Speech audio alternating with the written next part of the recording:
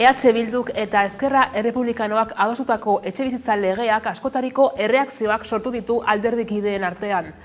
EAJak eta PSek iritzi ezberdinak dituzte. Jeltzaleek salatu dute legeak nahaspila juridiko bat sortuko duela.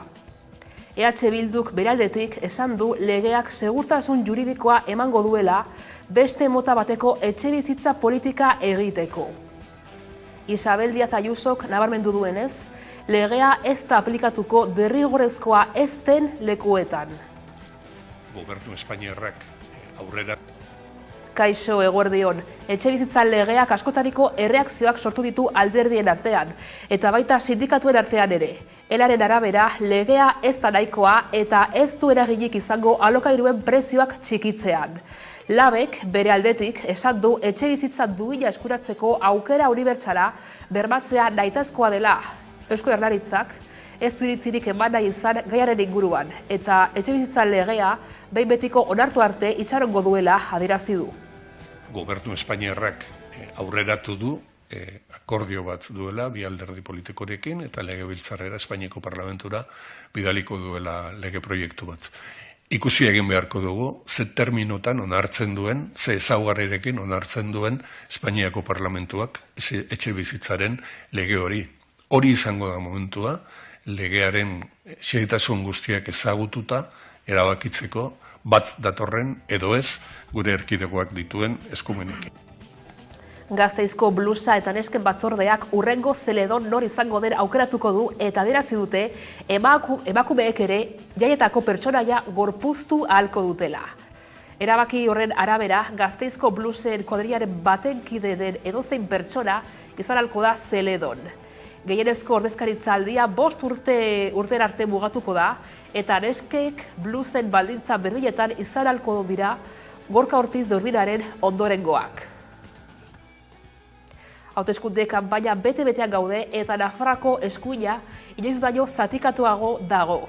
PPek eta UNPNek agerraldiak egin dituzte asteburuan eta baiak PSeren kontra egin dute. Leire Martínez. Hauteskunde kanpainan bete-betean gaude eta Nafarroako eskuina inoiz baino zatikatuagoa dago. PPek eta UPNek egin dituzte agerraldiak asteburuan, eta biek PSOE Nafarroaren kontra jo dute. Alde batetik, Núñez Feijóo alderdi popularraren liderrak Zentronikora egin du bisita, eta bertzeren artean errandu PSOE Nafarroarekin ez duela hitzarmenik eginen. Bertzetik, UPNek ere hitz gogorrak eskaini dizkio PSOE Nafarroari. Ematen du, eskuinarien zatiketa honek lotzen duen gauza bakarra PSOEren aurkako kanpaina dela. Joseba Arregi euskal presoa Martuteneko espetxera itzuli behar izan da. Fiskalak gradu progresioari jarritako errekurtsoa ebatzi arte eten diote gradu aldaketa. Ostiralerako protestara ditu dute presoaren herrian, Oñatin. Joseba Arregi etxera lelopean.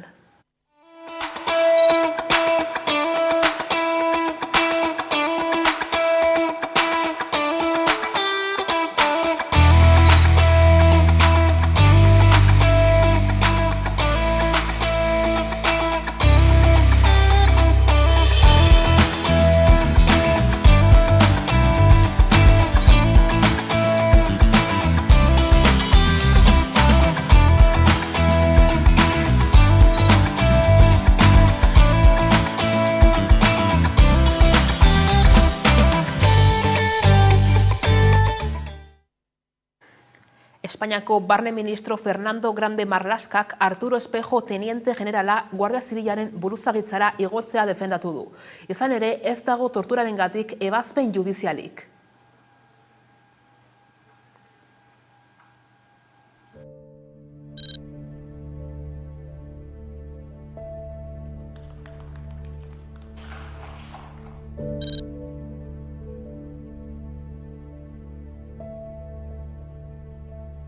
¿Qué enfermedad moral le afecta al gobierno que premia y ensalza a un guardia civil implicado en la muerte de Mikel Zabalza por torturas? ¿A qué resolución judicial concreta, dígame fecha, juez, órgano judicial, el general Espejo está o estuvo imputado formalmente y se le formalizó acusación.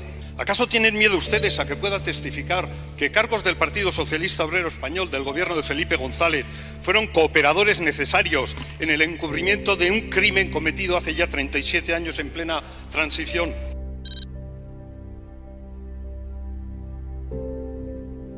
Azken irain honek berriz ere begiak ireki eta meskeriak zapuztu dizkigu. Eta gogorarazi egin digu duela 37 urte ginen puntu berean gaudela. Hots, inoiz botatzen utziko ez duten horma gotor baten aurrean.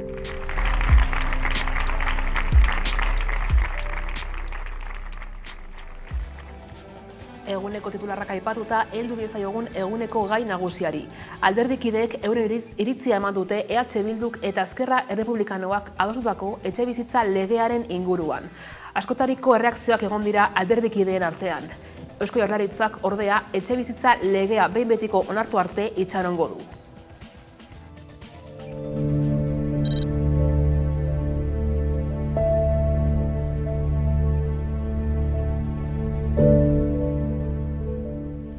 Euskadiko etxebizitza legea, estatu mailako baino aurreratuagoa da hainbat arlotan. Inseguritate juridikoa bukatu da. Orain aukera daukagu, tresna bat daukagu, beste motatako politikak egiteko.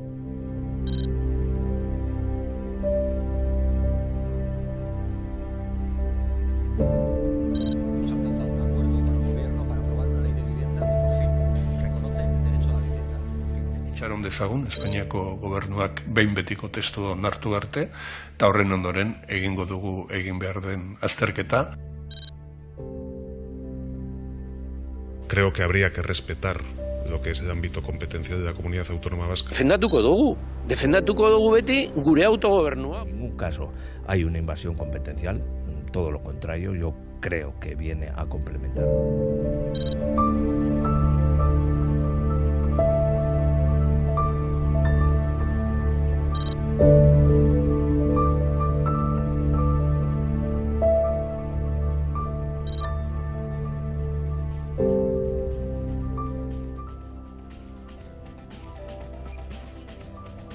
Emakumeek zeledon gorpuztu ahalko dute. Horrela adierazi du Gasteizko blusa eta nesken batzordeak. Gorka Ortiz de Urbina nork ordezkatuko duen erabakiko dute. Eta adierazi dute, 5 urtez, bai neskek eta bai blusek zeledon izateko aukera izango dutela.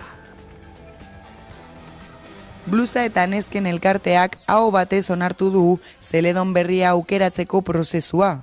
Gorka Ortiz de Urbina azken aldiz izango da zeledon eta 2024ko Gasteizko jaietan beste norbaitek jantziko du zeledonen txapela. Elkarteak Estibaliz Kanto Kultura Zinegotziarekin bilera bat izan zuen eta Gasteizko pertsonai mitikoa aukeratzeko prozesuaren ibilbide horria aurkeztu zion. Batzordeak, berdintasun ordezkariek, zinegotziak eta gaur egungo zeledonek parte hartu zuten bileran. Onartutako dokumentuak zenbait urratz biltzen ditu. Besteak beste erabakiko duten eragileak nortzun diren, noiz hasiko da prozesua eta nola izango den aurkezpena. Horrekin batera zenbait bete behar zerrendatzen ditu. Kuadrilla bateko kidea izatea, EAEko hizkuntza ofizialetan zuzen hitz egiteko gaitasuna eta kuadrilla bakoitzak hautagai bat aurkeztuko du. Gainera, orain arte ez du inoiz emakume batek lekukoa hartu. Beraz izan daiteke 2024ko zeledon lehen aldiz emakumea izatea. Zaki dugu da, zeledon pertsonaia izango dela orain arte izandakoa bezalakoa eta barrutik doan pertsona edo izan daitekela edonor. Blusa eta neska komisioaren parte den edonor izan dezakela, errepresentatu dezakela zeledon. Eta gaur egungo izenarekin, zeledon izenarekin, jantziekin, eta bar, aldatuko dena da, pertsonaia mantenduko da, eta aldatuko dena da, hori korpusten duen pertsona. Bestalde erabaki duten beste araua da, ordezkaritza urteak gehienez 5 urtekoa izatea. Gauzak horrela, Gorka Ortiz de Urbinaren azken jaitziera urtengo jaietan izango da, eta litekena da, hemendik aurrera, ibilbide hori emakume batek egitea. Hauteskunde kanpaina bete-betean gaude eta Nafarroako eskuina inoiz baino zatikatuago dago. PPek eta UNPNek agerraldiak egin dituzte asteburuan eta biek PSeren kontra egin dute. Nafarroko eskuina hauteskunde aintzin kanpainan dago eta biziki zatituri gainera. Alde batetik, Alderdi Popularra, Núñez Feijóo alderdiko liderrak, Nafarroa bisitatu zuen asteburuan, Herriberan egin zen ekitaldian. Bertan, Sánchezen gobernuaren kontra egin zuen, eta ozen erran zuen, ez dela Nafarroko PSOErekin bilduko hitzarmenik egiteko. Como hace el PSOE con Bildu, sacando la Guardia Civil de Navarra. Eso no lo haremos. No lo haremos porque respetamos a la Guardia Civil de Navarra. Bertzalde, UPNeko zerrendaburu eta bozeramaile Javier Esparza, PSOE Nafarroaren kontra ere hitz gogorrak egin ditu. Entre otras medidas, el PSOE propone que todos los ciudadanos tengan el mismo trato fiscal en todas las comunidades autónomas. Ni más ni menos. Y María Chivite es incapaz de decir nada. Pero ¿el PSOE no sabe que Navarra tiene un régimen foral? ¿Que Navarra es una comunidad diferenciada? ¿No se han enterado todavía de esto o también lo quieren liquidar?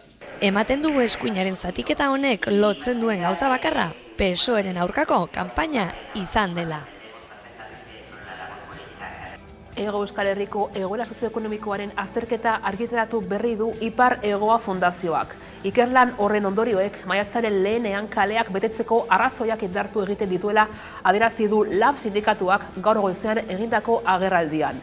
Hala, maiatzak baterako sindikatu abertzaleak 8 mobilizazio antolatu ditu eta horietan antolakuntza eta borrokarako deia berretsiko du.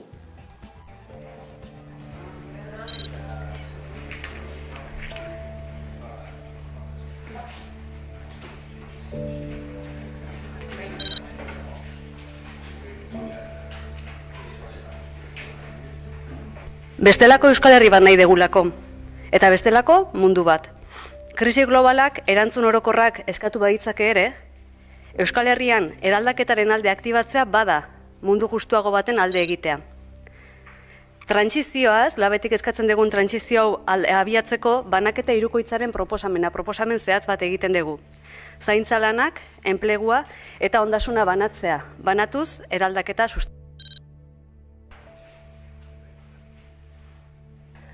Krisi ekonomiko eta soziala, zaintza krisia, larrialdi krisia, guzti horiek bata bestearen atzetik eta langileen, herritarren bizi baldintzak okertzen, kaskartzen ari dira.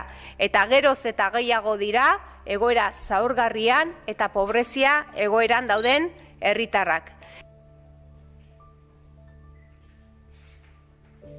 Egin behar da, egoera eraldatu eta eraldatzeko produzio eta kontsumo eredua aldatu behar da, eta eraldatzeko banatu egin behar da. Eraldatzeko zaintza, enplegua eta ondasuna banatu egin behar da. Eta guk, uste deguna da, eraldaketa hori hemen Euskal Herritik bultzatu behar dugula. Euskal Herrian, estatuetan posible ez dena, posible eginez. Jaurlaritzak ez du helegiterik aurkeztuko EAEko auzitegi nagusiaren autoren kontra. Azken egunotan auzitegi nagusiak Arabako sor marka berriarekin estatuan merkaturatzeko behin-behineko baimena geldiarazi zuen. Abra elkarteak horren aurka zenbait alegazio jarri ditu eta orain Jaurlaritzak adierazi du ez duela errekurtsorik jarriko. Adierazi duenez, Europar Batasunaren erabakiaren zain izango dira. Eusko Jaurlaritzak ez du helegiterik aurkeztuko Arabako mahastiak zormarka berriarekin estatuan merkaturatzeko baimena geldiarazten duen autoaren kontra. Autoak dioenez kontsumitzailean hasteko arrisku handia dago. Izan ere izendapen berria duen ardoa merkaturatzea baimentzean, bi ardo eskaintzen dira, bi zormarka desberdinekin, baina eremu geografiko berean. Jaurlaritzak dioenez ez du iritzirik emango eta Europar Batasunak zer erabakitzen duen zain izango da. Comentarios con respecto al fondo de este fallo judicial y, como he dicho antes, quedamos a la espera de lo que la Unión Europea decida al respecto. Sí, no vamos a presentar un recurso. Lakoak urrian baimendu zuen Arabako mahastiak izendapenarekin merkaturatzea estatuan. Baimena behin-behinekoa zen Europar Batasunak baimen ofiziala onartu arte. Handik gutzira Errioxako kontseiluak horren aurkako errekurtsoa jarri zuen, eta apirilaren 14an EAEko auzitegi nagusiak geldiarazi zuen baimena. Abra elkarteak bere aldetik zenbait alegazio aurkeztu ditu. Azaltzen duenez, hormarka bakoitzak gune geografiko desberdina du, eta bestalde aurkeztutako txostenek ez dute zehazten zeintzuk diren Errioxako marka jasango ditu ondorioak edo kalteak. Abrak beraz autoa atzera botatzea eskatzen du alegazio horiekin. Horrekin batera elkartea change.org plataforman sinadurak biltzen ari da Arabako mahastiak zormarka defendatzeko.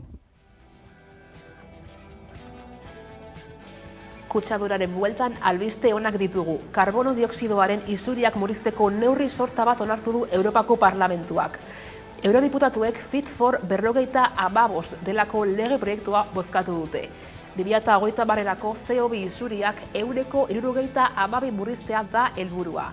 Orain estatu kideek bozkatzea falta da araudia behin betiko onartzeko. Datozen urteetan egoera hobetu edo behintzat are okerragoa izan ez dadin Europan neurriak hartu nahian dabil. Tartean 2030erako CO2 isuriak 166 murriztea da helburua. Ideia horrekin isurien salerosketa plana eta karbonoaren mugak doitzeko mekanismoa reformak onartzeko bozketa egin dute Europarlamentuan, eta baiezkoa izan da nagusi. Bi egitasmo horiek Fit for 2025 izeneko lege proiektuaren baitan daude. Behin betiko onartzen bada isurien salerosketa planaren bidez karbonoaren prezio igoko dute etxebizitzetan erabiltzen diren erregaietarako eta errepideko garraiorako, alegia autobusetarako eta autoetarako. Ildo horretan 4 urte barru 10 zentimo garestiago izango dira horietarako baliatzen diren gasolioa, gasolina eta gasa. Horren aurrean 97.000 milioi euroko laguntza iragarri du Europar Batasunak, kontsumitzaileei eta enpresa txikiei zuzendua, gizarte klimarako funtsa deiturikoa. Bestalde lege proiektu honek jasotzen du karbonoaren merkatuan CO2 isurtzen duten enpresek baimen bat izan beharko dutela. Datozen urteetan baimen gutxiago eman nahi dituzte, baina bitartean baimen horien erdiak Europak doainik ematen ditu. Batasuneko ekoizleak atzerriko ekoizleetatik babesteko, gainontzeko erdiak ordea ordaindu egin behar izaten dituzte. Fit for 2025 lege proiektuak bestetik karbonaren mugak doitzeko mekanismoa nahi du. Era horretara 2026tik aurrera karbonoaren gaineko zergak ezarreko zaizkie importatutako produktuei, besteak beste altzairuari eta zementuari. Horrela Europatik kanpoko ekoizleen abantaila mugatu nahi dute. Europarlamentuak neurri sorta onartu arren behin betiko onartzeko Europar Batasuneko estatukideen onespena beharko da. Bozketa datozen asteetan egingo dute.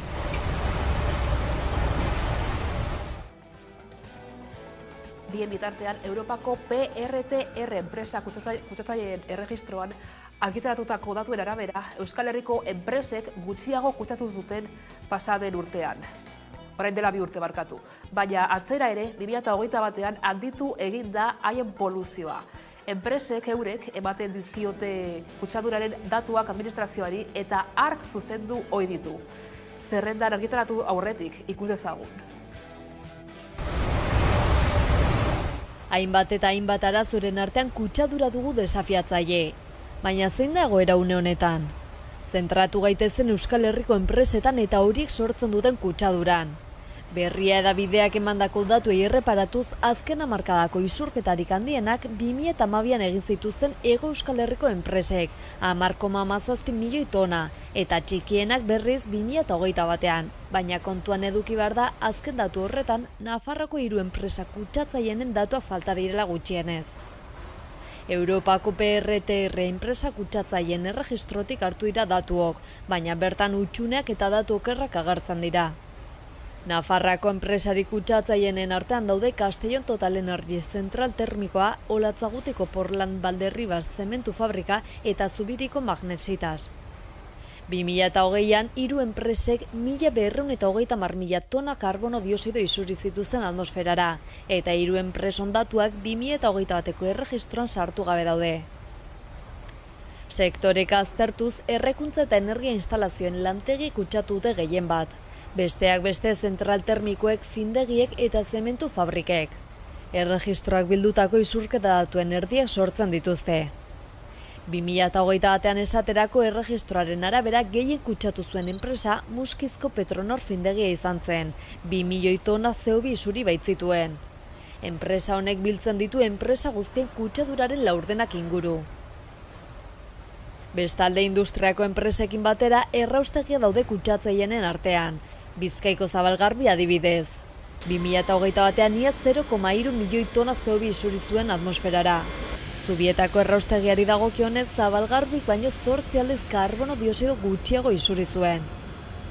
Baina ez dezaguna ahaztu datuok Europako PRTR erregistrotik hartuak direla eta zenbait akats jasotzen dituela. Kutsadura datuok enpresek helarazten dizkiote administrazioari eta ark zuzendu ondoren argitaratzen dira erregistroan.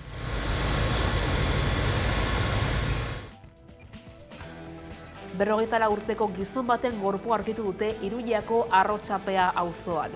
Gorpua Nafarroako Auzitegi Medikuntza eta Auzitegi Zientzien Institutura eraman dute autopsia egiteko, baina hala ere ez dute indarkeria zentzurik atzeman. Leire Martinez. 44 urteko gizon baten gorpua aurkitu dute Donibane auzoa eta Arrotxapea auzoa lotzen dituen Plazaolako tunelean. Gorpuan Nafarroako Auzitegi Medikuntza eta Auzitegi Zientzien Institutora eraman dute, baina hala ere ez diote violentzia zantzurik antzeman. Gaur egun, Iruñean 40 pertsona inguruk pasatzen dute gaua karriketan. Gainera, egoera geroz eta gehiago okertu da Jesus eta Maria aterpea itxi zenetik. Bertan 50 lagunentzako tokia zegoelako. Iruñeko Arrotxapea auzoko Plazaola tunelaren barruan 44 urteko gizon bat hila topatu dute. Gorpua Gipuzkoa etorbideko biribilgunearen eta Larraina aldapapean dagoen lurpeko pasabidean. Iruñeko udaltzainak eta mediku batek egiaztatu dute heriotza. Orain, autopsiaren txanda da. Autopsiak argituko dituelako heriotzaren arrazoiak. Hala ere, ez dute indarkeria zantzurik antzeman.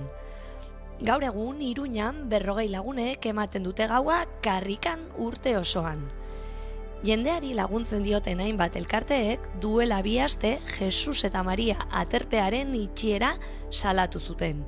Izan ere, Jesus eta Maria aterpetxeak 50 lagunendako tokia zuen, eta aterpetxearen isteak lagun gehiago bultzatu ditu karrikan bizi eta lo egitera. Gisa honetako aterpetxearen itxierak herritarren oinarrizko eskubideak urratu egiten dituela salatu zuten Mugak Zabalduz karabana, Elkarrekiko laguntza, SOS arrazakeria, Lantxotegi elkartea, Aziak edota Paris 675. Oinarrizko eskubidea delako elikadura eta non lo egin izatea. Iruñako zahar egoitzetako langileak greban daude. Gobernuari leporatzen diote zahar egoitza kontzertatuen baldintza kaskarrak egoitza publikoekin alderatuta. Urtean ordu gehiago eta soldata minimoa eskatzen dute. Soilik 2 egoitza dira publiko, beraz langile asko dira baldintza kaskarretan. Leire. Zahar egoitzetako langileek 3. greba eguna dute gaur. Nafar gobernuari leporatzen diote zahar egoitza kontzertatuetan dituzten baldintza kaskarrak publikoarekin alderatuta. 200 lanordu gehiago eta soldata minimoa. Gogoratu Iruñerrian bakarrik 2 egoitza direla publiko. Gaiz aldatuz bestalde korrikaren eta AEKaren 2. kultur sorkuntza bekaren deialdia zabaldu dute. Horrez gain, Badon proiektuko kideek aurreko bekaren irabazleek 2023 korrikan talaratuko duten alararen aurrerapenen berri eman dute. Udan Arbeo. Hurrengo korrikak ekarriko duen berrikuntzetako bat kulturlan baten ekoizpena izango da korrika kulturalaren aterkipean eskainiko dena. Horretarako korrika AEK kultur sorkuntzarako lehenengo beka jarri zuten abian eta irabazleek Badon proiektua dakarte eskuartean. Opera garaikida izango da azarotik aurrera 23. korrikaren ekitaldi kultural nagusia. Bestalde gaur hemen Azpeitian Dinamoa sormen gunean bekaren 2. deialdia luzatu dute eta Ane Elordi korrikako koordinatzaileak 2. edizioaren oinarriak aurkeztu ditu. Entzun dezagun. Urrengo korrika dakarren berrikuntzetako bat kulturlan baten ekoizpena izango da eta horretarako korrika AEK kultur sorkuntzaren lehenengo beka jarri zuten abian eta badon proiektua dakarte irabazleek eskuartean. Gaur bertan aurkeztu dute hemen Azpeitian Dinamoa sormengunean.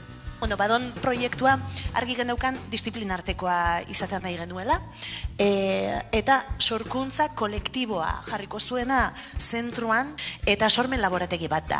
Planteatzen ikuskizun disiplinarteko ikuskizun horri jarraika, bai argiak, bertsuek, dantza, movimentu ikusentzunezkoek, koplak, zaharrak, berriek eta desegindako dana berriz egiteko nahi ditatiken, sortukoa ikuskizun hau.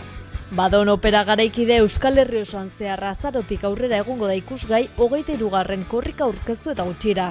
Han Elordi Alburquerque korrikako koordinatzaileak korrikak euskal kulturaren sustapena ere helburu duela nabarmendu du. AEK korrikak euskararen berreskurapena eta normalizazioa dituela helburu eta horrekin batera euskal kulturaren sustapena ere bai. Bestalde Elordik bekaren 2. edizioaren oinarriak ere aurkeztu ditu. Bekara edozein euskal sortzaile aurkeztu daiteke eta disiplina anitza edo bakarra barnebil dezakeen proiektua aurkeztu daiteke. Xedea bada sormen lana bultzatzea eta lan hori gero 24. korrikako kulturalean plazaratzea. Beka 23.000 eurokoa izango da eta aipatu bezala 24. korrikan aurkeztuko da. Hau da, 2025ko azarotik korrikak iraun bitartera. Dagoeneko zabali dago parte hartzeko epea urriaren 31 arte. Beraz animatu euskal sortzaile guztiak.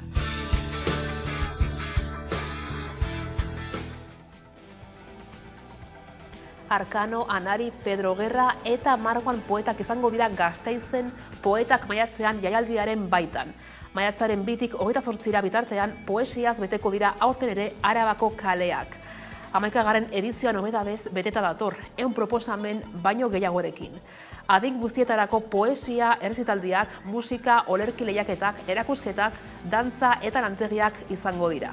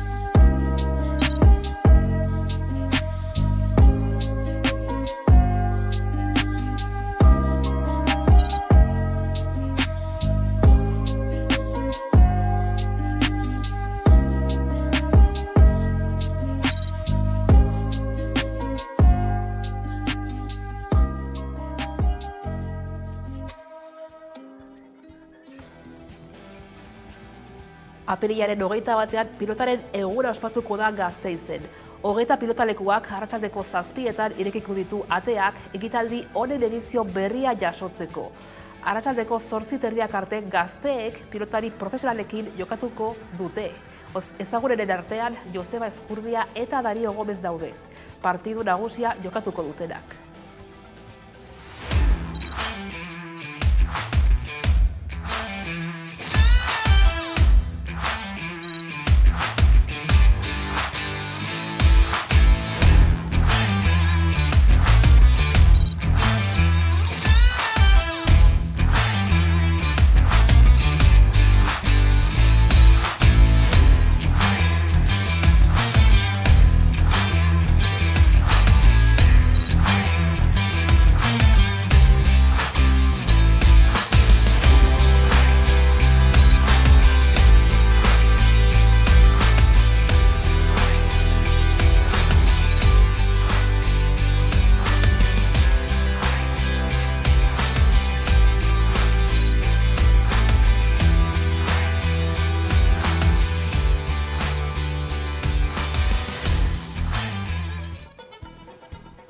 Eta eguneko elkarrizketari tartea zabalduko diogu orain.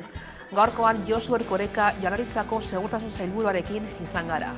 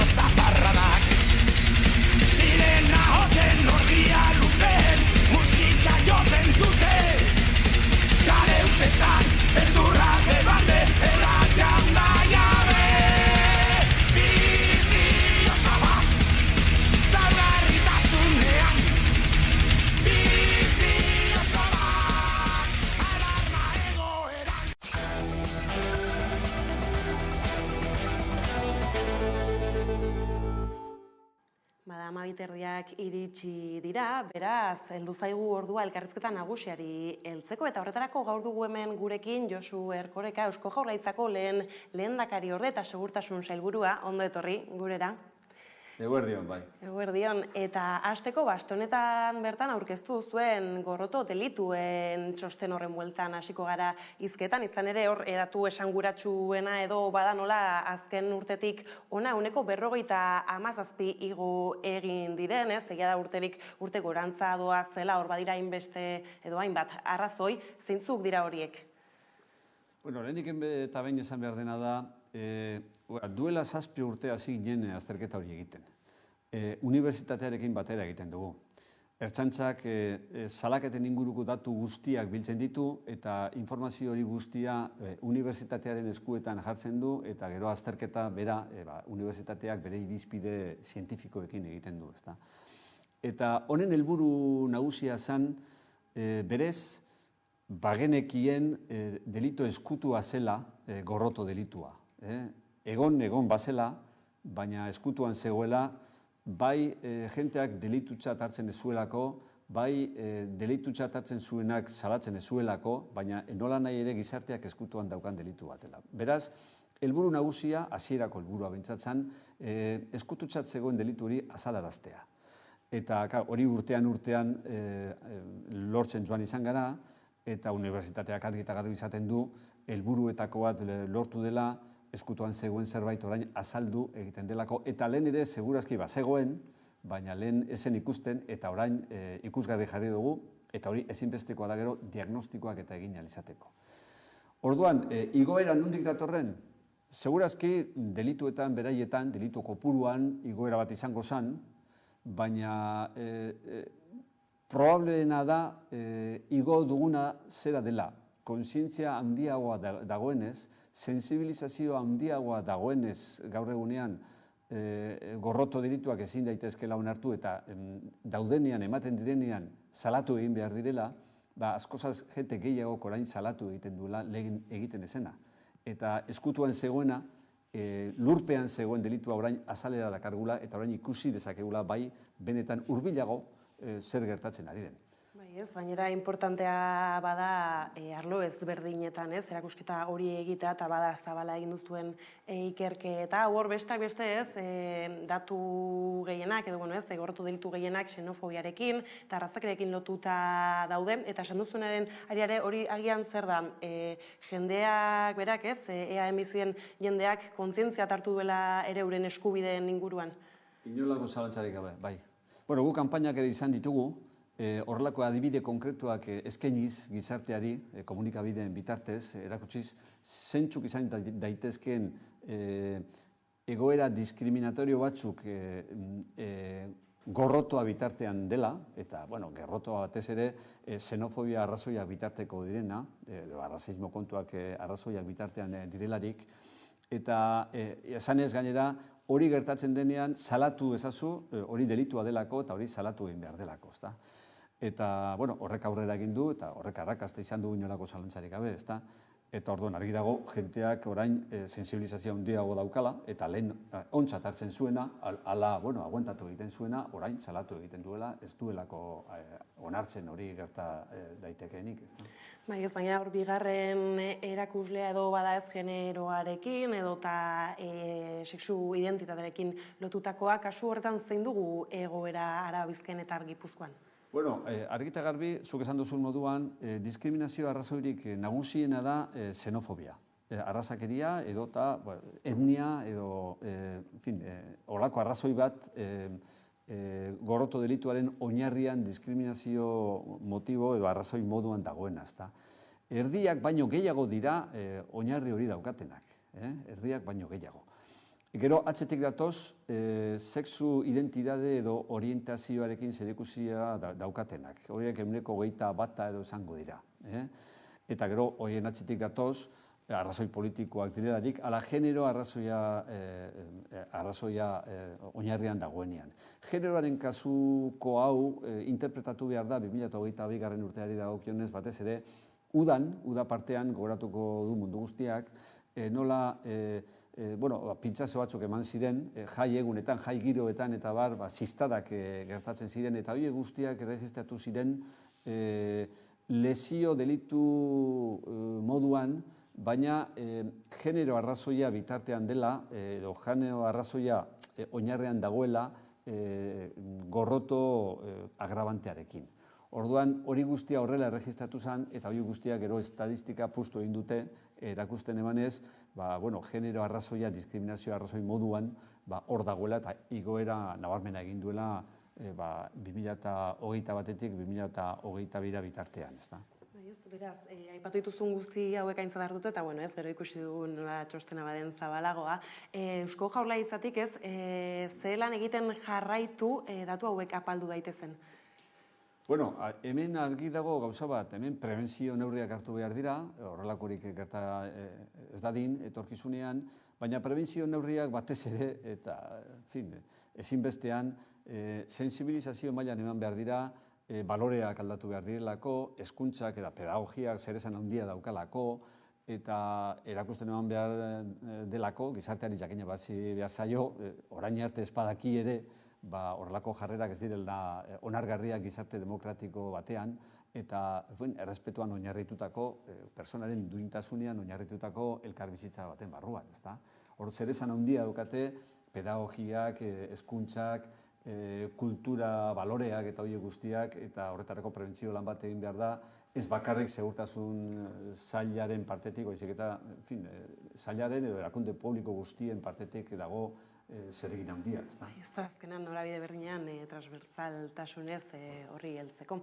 Eta gero bada analista asko ez alako datuen atzean irakurtzen duena eskuin muturraren gorakada bat egon daitekela edo ideia horiekin lotutako delituak ere badirela hauek zuek segurtasun saietik eta Eusko Jaurlaritzatik alako joerarik ikusi duzue?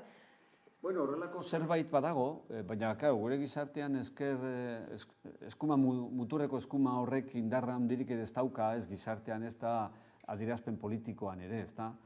Beraz, gizarteak berez dituen baloreen eta irizpide orokorren ondorio ezinbestekoa da, hori agertzen den hori, ez da. Eskumako muturrak edo muturreko eskumak badauka bere eragina, baina Euskadin ez dauka hainbeste indarrik, eta ez dugu identifikatu argita garbi benetan horren atzean horrelako arrazorik dagoenik, ez da. Zero, aparte txostenaren kontuekin bukatzeko bada kuriosoa agian, edo bintzat niri egin zain nola Bizkaian datua bera, kopurua nahiko handiagoa baden, beste bilurraldekin alderatuta, horrek badu zerraiti bat atzean? Bueno, kontu nortu behar da, populazio horik handiena Bizkaian dela baita ere, orduan estadistikak berak dakar ezinbestean, populazioaren erdia baino gehiago Bizkaian bizi bada, delituak ere ezinbestean gehiago izan behar dira kopuruan, eta orduan horren ondorioa da. Proporzionalki ikusita ez dugu somatzen Bizkaian modu nabarmenean behintzat beste lurraldeetan baino gehiago ematen denik. Ez naiz ni horrelako ondoriorik ausartzen, nabardurak izango dira eta urtean segurazki aldaketa batzuk izango dira, baina hori estadistikaren ondorio ezinbestekoa da. Eta alakoek eragiten dute lurraldearen arabera protokolo ezberdinak esartzea? Bueno, protokolo ezberdinik ez dago lurraldearen arabera. Egon daiteke lurralde baten bertan ere herrialde batzuetatik beste batzuetara. Izan ere, herrialde batzuk konplexuagoak dira gizarte konposizioaren ikuspuntutik, eta orduan horietan arrisku gehiago egon daiteke, horrelako delituak eman daitezen, gizartea simpleagoa, egitura argiagoa edo simpleagoa daukan kasuetan baino, ezta? Zene dut, arrazakeria eta xenofobia arrazoiak eta eman daitezke etnia jatorrezko diferenteetako jentea dagoenean, eta horrelakorik ez dagoenean, horrelakorik ezin daiteke eman, ezta? Eta, bueno, indiskriminazio arrazoi batzuetan zailagoa da, bereziki hori egitea, baina, karo, erdiak baino gehiago esan bezala xenofobia eta arrazakeria arrazoietan oinarritutako gorroto delituak dira, eta erdiak baino gehiago, da horrek bere pisua dauka. Dudarik gabe. Eta, Bizkaian eta delitu ez zeitzeiten gabiltzala gaiz aldatuta, armazuriei helduta justu aste buru honetan, bintzat, albiste bati heltzearren justu pertsona bat atxilotu dute, gizonezko bat, beste gizonezko bati, armazuri batekin eraso egitearren, orain ez dakit pare bat hilabete izango direla armazurien bueltan, horixe kontrolatzeko disposizio berriak martxan jarri izan dituztela, nolako balorazioa egiten da, orain hartan, edo helburuak betetzen badabiltza? Bueno, planak bere helburuak betetzen ditu. Planaren aplikazioan hainbat neurri hartu izan dira, eta besteak beste baita ere prebentzio neurriak lekuan lekuko ikerketak eginez, eta batez ere puntu gorri eta arriskutsuenetan prebentzio eta jarraipen zehatz eta zorrotzak eginez, ezta? Eta, bueno, intervenitu dira hainbat armazuri, hainbat. Eta ikusi dugu, neurri batean behintzat, leku batzuetan armazurien presentzia bera etorri dela, agian planaren aplikazioaren ondorio gisa, agian, ez dakit seguru, baina baita ere beste delitu batzuk azaldu direla, ezta? Armazurien bila gabiltzalarik, gero drogak eta horrelakoak agertu dira baita ere, eta horien gora egin dute batek bestea ekarri duelako, ezta? Bueno, planak bere aplikazioan dago eta emaitzak ematen ari da. Denak ez dira erabat aplikatu, beste neurri batzuk ere aurreikusita zeudelako, arauetan eta gauzatu beharra daukatenak eta oraindik ere implementatu gabe daudenak, ez da? Eta, esan duzu justu agian armazuena apaldu egin dela jakitun, protokolori martxan badela, eta drogena gora, orain aste santutik justu bueltan bagaudela, halako delituak oporraldi garai hauetan, jendearen joan etorri handiagoa ere badela nagusitu egiten dira, edo... Bueno, ez ezinbestean oporraldiarekin eta denbora librearekin. Egia da, arma zuriekin egindako delituak asteburuetan presentzia eta indar handiago dauketela aste barruan baino. Baina egia da baita ere, gehienak kalean egiten diren arren, asko eta asko etxe barruan egiten direla. Etxe barruan esan nahi dut, delitu asko egiten dira, gero arma zuriaren erabilera azpimarratzen ez dutenak, kasu horietan ez da azpimarratzen, esate baterako, badira emakumearen kontrako eraso asko eta asko, emakumearen kontrako erasotzat eta delitutzat agertzen direnak, baina horretarako erabili izan den baliabidea arma zuria izan da. Eta ez dira kontutan hartzen horretarako, baizik eta hor azpimarratzen dena da emakumearen kontrako delitua izan dela eta arma zuriaren erabilera apur bat bazterrean gelditzen da, baina arma zuria erabili izan da, etxe barruan egindako delitua izan delako eta etxe barruan normalean etxe guztietan dago arma zuria eta hor erabilgarria da. Ez da beti arma zuriaren erabilera delituetan kalean, pandilla edo talde diferenten arteko burrukaren ondorioa ez bakarrik, horrelako kasua bakarrik ez dira ematen. Beste delitu asko eta asko ematen dira, beste titulu bat daramatena gero estadistiketan, baina arma zuriaren bitartez egin izan direnak, ez da? Zurire hor badago eta hasieran horre tarteka aste santua aipatu dugula, nolako balorazioa egin duzue dagoeneko, joan etorriena, ez dakit intzidentzia nabarmenik gertatuen hor itzuleare egon da tarteka agian, esfortzu gehigarri bat ere suposatu izan du? Bueno, horrelako ekitaldi batek beti eskatzen du esfortzu berezia, itzuli batek Ertzaintzaren behintzat suposatzen du esfortzu izugarria egin behar dela antolakuntzaren ikuspuntutik eta baliabideen antolakuntza puntutik, ezta?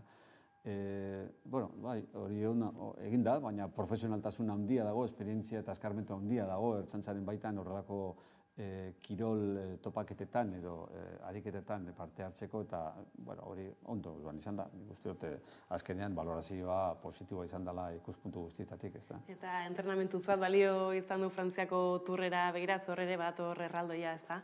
Bai, urtean izaten dira hemen txirrindularien lasterketak urtean izaten da hainbat, ez da?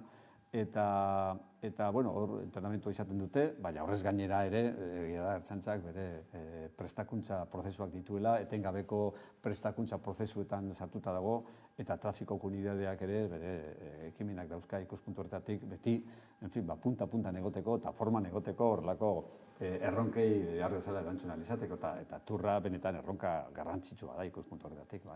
Baina, jende pila bat etorriko da bai ala bai, ekitaldi oso handia izango da, beraz prest bazotela esaten zabiltza, ez da? Gu prest gaude, eta Ertzaintza prestatzen ari da, Jaurlaritza osoa, baina hemen gizartea bera ere kontzientziatu egin behar da. Esan edot, turraren baldintzak ez dira edozein txirrindulari lasterketak jartzen dituen baldintzen parekoak. Askozaz exigenteagoak dira. Turrak eskatzen du, turra igaro aurretik, 4-5 ordu aurretik errepideak itxita egon behar direla. Lasterketa bera etorri aurretik etorten delako beste karabano bat publizitarioa, eta horrek igual ordu beteko iraupena izaten du, eta horrek publizitatea egiten du, eta ordurako ja itxita egon behar da. Eta hemen ez gaude horretarako ohituta, eta kontuan izanik turrak hemen uztailaren 1, 2 eta 3 izango duela bere presentzia, egun delikatuak dira, oporraldiak egun horietan hasten dira, asteburuko egunak dira, udako egunak dira, jenteak hondartzara nahi izango du, joan, eta ibilbidea neurri handi batean hondartza edo kostaldeko inguruetatik egiten da. Orduan mundu guztiak planifikatu beharko du egun horietako bere eginkizuna, jakinik turraren ibilbidea, turreko lasterketa heldu baino 4 ordu lehenago itxita egongo dela. Eta horren arabera planifikatu beharko du mundu guztiak bere egun horietako eginkizuna, ez da? Ez, beraz, zertari eskatu behar diogu, ez, lasai aritzeko eta ez baiten asarratu auto hartu behar badu, eta... Tur zaleak badira asko, eta txirrindularitza zaleak, baina badira baita ere beste asko eta asko, txirrindularitzaz interese handirik ez daukatenak, baina horiek ere errespetatu behar izango dituzte, eta egun horietan izango dira behar izanak, aireportuetara joan beharra izango dutelako, oporregunak dira, ospitaletara joan beharra izango dutelako, larrialdiak edozein momentuan gertatu daitezke, eta horiek guztiak kontutan izan behar dira. Planifikazioak aurreikusiko du, hainbat lekututara iristeko bide alternatiboak eta jartzearena. Baina, karo, aireportura bazoaz eta ordu zehatza badaukazu, eta ohiko bidea hartzeko asmoa badaukazu, eta ohiko bide horretatik igarotzerik ez badaukazu, eta justu bazoaz, bide alternatiboak igual atzeratu egingo zaitu, eta igual hegaldia galduko duzu oporrak ondorio moduan galtzea dakarren moduan, ezta? Beraz, hemen usten dugu mezua azalik jendea ibili dadin, eta egia da gero, halako ekitaldi handiek, erraldoiek, nolabait esatearren ez, beti dutela ez, aldeko partea, eta gero ere bada kontrako ahotsa altzatzen duenik. Halakoetan ere ez, aurreikusi izaten dituzue, ez da, mobilizazioak egon daitezkela, eta horretarako prest ere egoten da beste dispositiborik? Dispositiboa izugarria da, kontutan hartzen duelako ez bakarrik errepidea berak sortzen duena, igarotzen den lekuetatik eta herrialdeetatik, baizik eta, karo, irteera lekuan eta sarrera lekuan hainbat neurri hartu beharra dago, hainbaten neurri. Segurtasun neurriak, droiak, helikopteroak ere martxan daude, hor dispositiboa, esan bezala, oso handia da. Gero, horrelako errepide batek eskatzen du, bide gurutze guztiak egon behar direla babestuta, kontrolatuta, kontrolpean. Ezin daitekelago gertatu, errepide bat itxita egotea, eta gero, errepide horretan dagoen bide gurutze batetik beste kotxe bat kontrolpetik kanpo sartu, edo beste ibilgailu bat, edo beste motorra, edo dena delakoa, ezta? Orduan, horiek dena kontrolpean egon behar dira.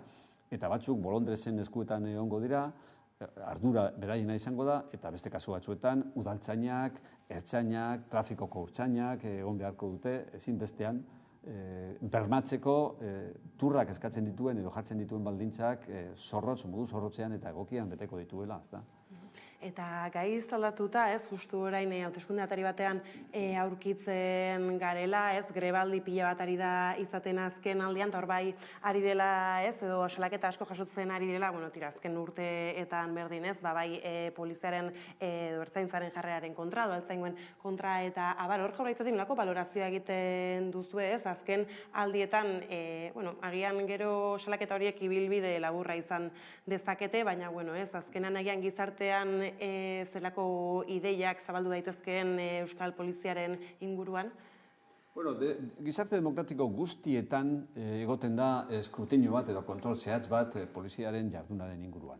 Argi dago, hori gizarte demokratikoak ez direnetan horrelakorik ez dago, debekatuta dagoelako, ezta? Demokratikoetan bai. Eta orduan salaketak hemen leku guztietan bezalaze, Frantzian dagoen moduan, Italian dagoen moduan, edo Alemanian dagoen moduan, ezta? Demokrazia aurreratuetan horrelakoak egon bat daude.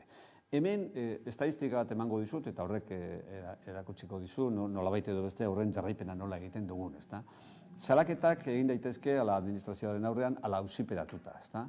Eta auziperatutako kasuetan, azken 10 urteetako estadistika kontuan hartuta, aurrera egin dute, hau da, kondena batean amaitu dute, aurkeztutako salaketa judizialen 1,4%.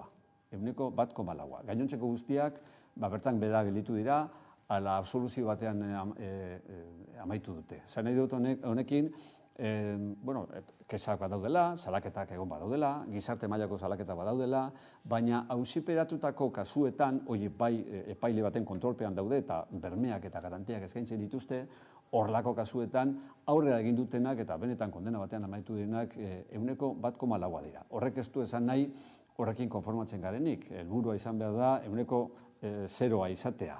Eta horretan lanean gabiltza, eta horretarako hainbat neurri hartzen ditugu baita ere horrelakorik errepekatu ez daitezen, baina portzentaia dena dela, zen oso motza dela, eta horretan konparatu gaitezke, panorama konparatuan edozein polizia demokratikorekin, inolako zalantzarik gabe.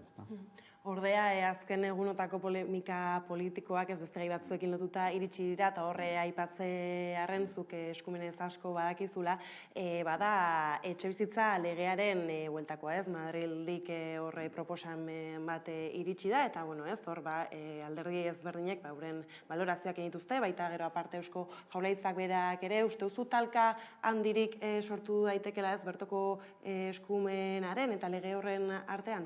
Nik lege hori oraindik ez dut ezagutzen zehatz mehatz, eta oraindik ibilbide parlamentarioa dauka. Datua izan daiteke hainbat aldiz, esan nahi dut oraindik ere zirriborro bat, adostua neurri batean, baina ez da testu definitiboa, ezta? Nik ez dut ezagutzen, esan behar da, hemen badaukagula etxebizitzari buruzko lege bat 2005 urtean aprobatutakoa, eta Jaurlaritzako etxebizitzako sailburua berak esan du, egun hauetan esan du, puntu batzuetan Madrilen aprobatzekotan dauden testu hori aurreratuagoa dela, beste kasu batzuetan, beste puntu batzuetan gure legea baino atzerago dagoela. Gure legea beraz aurreratuagoa dela Madriletik datorrena baino. Nola nahi ere, hori aztertuko da, ikusiko da zenolako bilakaera duen, arriskuak baditu, Konstituzio Auzitegiak berak hainbat aldiz esan da daukalako etxebizitzari buruzko eskumen autonomia erkidegoen eskumena dela, beraz ikusi beharko da zenolako bilakaera duen bere tramitazio parlamentarioan, eta bere kasuan ikusiko balitz benetan gure eskumenak urratu egiten direla, eta horrelako urrapen argi bat dagoela, orduan, planteatuko genuke, beti bezala, horrelakoetan ohikoa den moduan, gure rekursoak Konstituzio Auzitegiaren aurrean, esan bezala, Konstituzio Auzitegiak doktrina nahiko luzea eta oinarritua, sustraitua daukalako alde horretan, esanez, etxebizitzari buruzko eskumena oroar, funtsean, autonomia erkidegoen eskumena dela, ezta. Eta bukatzeko bada azken egunotan rabotsa sortu den beste gai bat badela memoria historikoarekin lotuta, Arantzadi bultzatutako udalerrietan dauden webgune horien inguruan hor askok kutsu hauteskundezalea egotzi diote afera honi, hor baduzu ez erraitzarik?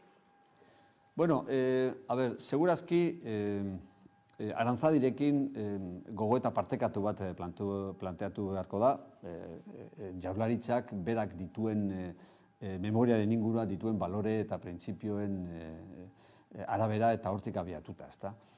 Jaurlaritzak bere memoriari buruzko politikan argi dauka, hemen memoria biktimaren inguruan gauzatu eta egituratu behar dela, eta biktimak direla giza eskubideen titularak izan direnak eta giza eskubide horietan urrapenak jasan behar izan dituztenak baldintza injustoetan.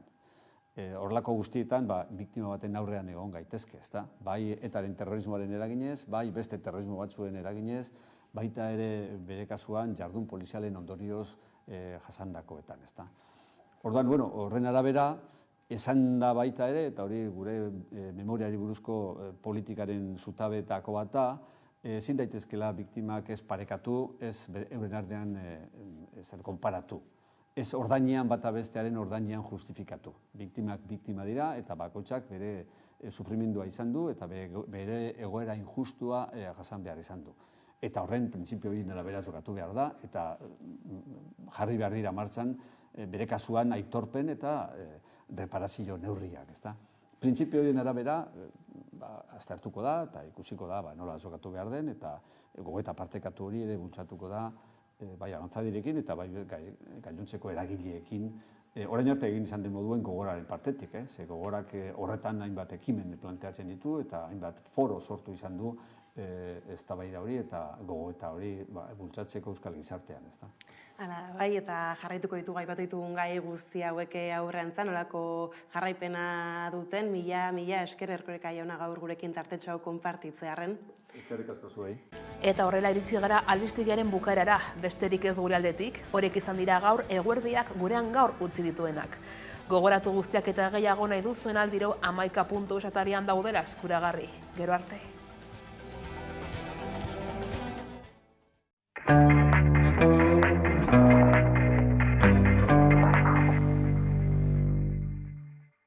Barkatu, alde zarra? Bai, giga ezkerrera, gero giga eskubira. Entzuten gigazu? Imagigatzen, gigaragarria da. Ligatu zaitez nitaz. Giga ezkerrera. Oraindik ez dakizu, zatoz Euskaltelera zuntz, mugikor eta telebistarekin eta eskuratu beste linea bat giga mugagabeekin doan.